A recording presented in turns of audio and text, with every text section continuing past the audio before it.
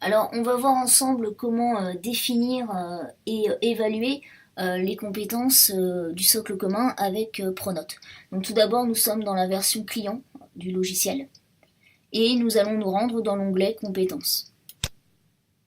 Dans cet onglet compétences, j'ai le premier sous-onglet qui est définition et c'est celui-ci qui nous intéresse pour le moment. Donc, je clique sur définition, j'y suis d'office d'ailleurs, et je choisis mon domaine ou un des domaines qui me sont accessibles dans le socle, et le cycle. Donc vous voyez que là je suis dans le domaine 1.1 et je suis dans le cycle 4. Si je souhaite ajouter une compétence, par exemple là j'ai ajouté mes compétences disciplinaires en français. Je peux décider d'ajouter des compétences disciplinaires en histoire si je souhaite évaluer la D1.1 en histoire-géographie par exemple.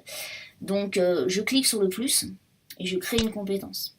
Donc là, ma compétence, je vais l'appeler nouvelle compétence. Voilà. Et elle va apparaître ici. Si je souhaite maintenant entrer un item dans cette compétence, je clique sur le plus et je rentre un nouvel item. Enfin, il faut que j'associe des classes à cette compétence. Donc je clique sur ma nouvelle compétence et je vais ensuite me diriger à droite dans associer une classe à cette composante du socle en cliquant sur le plus. Et là, j'ai le choix d'associer plusieurs classes. Donc comme je suis dans le cycle 4, je vais me diriger vers le niveau 5e. Et en 5e, je peux cocher, si je le souhaite, les 5e C et valider ici. Ainsi, les 5e C se verront attribuer une compétence en plus, qui se rappellera, en l'occurrence ici, nouvelle compétence. Voilà. Donc là, c'était pour définir des compétences. Donc je suis dans l'onglet compétences, dans le sous-onglet définition, je choisis mon domaine et mon cycle, et j'ajoute une compétence, un nouvel item dans ma compétence, et j'associe une classe. Je passe maintenant à l'onglet évaluation, puisque je vais rentrer maintenant des évaluations. Alors j'ai bien choisi ma classe et mon nom, voilà, et mon cycle. Donc on va dire que je vais créer une évaluation qui sera en fait dans le domaine principal, le D1. Voilà, je vais l'appeler écrire, et ensuite dans le descriptif en fait il s'agira d'écrire une suite de textes, par exemple. Et c'est là que je vais choisir les domaines que je souhaite évaluer pour cette évaluation. Alors ici je choisis en cliquant sur le plus. Et vous voyez que puisqu'il s'agit d'une évaluation d'écriture, je vais principalement évaluer dans la D1.1 ma compétence disciplinaire qui est écrire. Donc par exemple, ça va être exploiter des lectures pour enrichir son récit, puisque c'est la suite d'un texte. Donc je clique. Mais on peut aussi supposer que ce travail est fait en groupe. Et donc je vais me diriger vers le domaine 2, les méthodes et les outils pour apprendre. Et je vois que j'ai coopération, réalisation de projet, travail en équipe. Donc je peux cliquer. Et supposons que le rendu est sous forme numérique, si c'est de l'écriture collaborative au moyen d'un pad en ligne, par exemple. Je vois que je peux également travailler avec les outils numériques pour échanger et communiquer, donc utiliser les espaces collaboratifs, surtout si les élèves me rendent leur production par le biais de l'ENT, d'Argos. Donc je clique. Et puis, on peut aussi dire que, comme c'est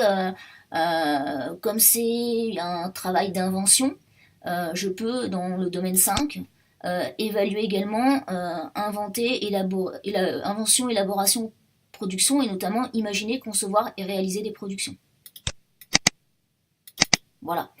Et on peut aussi imaginer que j'ai fait un travail sur l'expression de la sensibilité, du ressenti par rapport à une situation donnée. Donc je peux me diriger vers la D3, la formation de la personne et du citoyen, et évaluer ici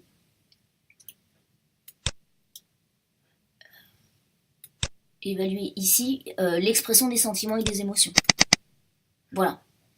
Alors, très vite, on se rend compte que évaluer toutes ces compétences et tous ces domaines, ça va être un travail assez fastidieux. On peut aussi décider, là ce serait le cas par exemple, de n'évaluer que 2 domaines pour cette évaluation. Je peux dire que j'évalue que la D1.1, exploiter des lectures pour enrichir son récit, son écrit, et puis travailler en équipe si c'est un travail en groupe. Voilà. Alors là, une fois que j'ai fini, je valide. Et je retrouve mon évaluation écrire qui est ici.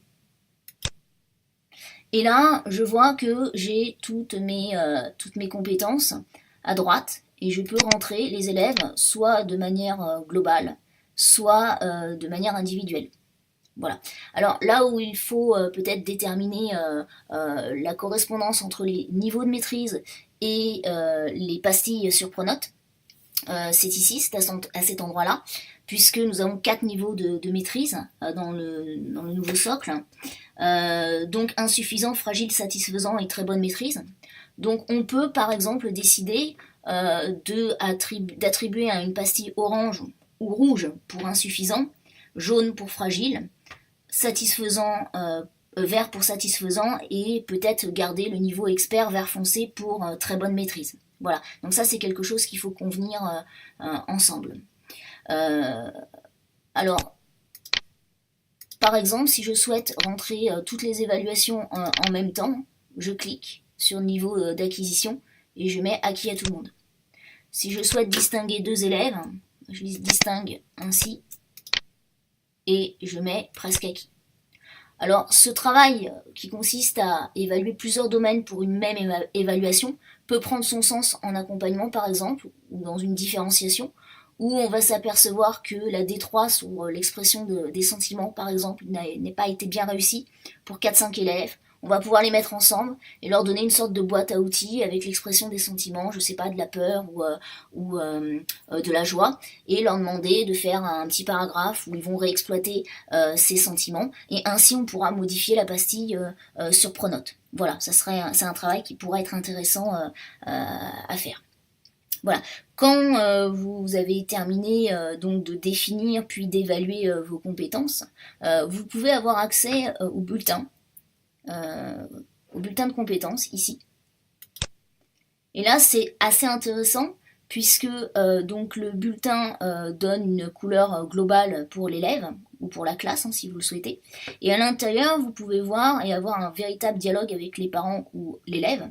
Exemple, là il y a un point jaune, je clique dessus. Et c'est particulièrement intéressant de voir que ce point jaune a eu lieu le 2-10-2016.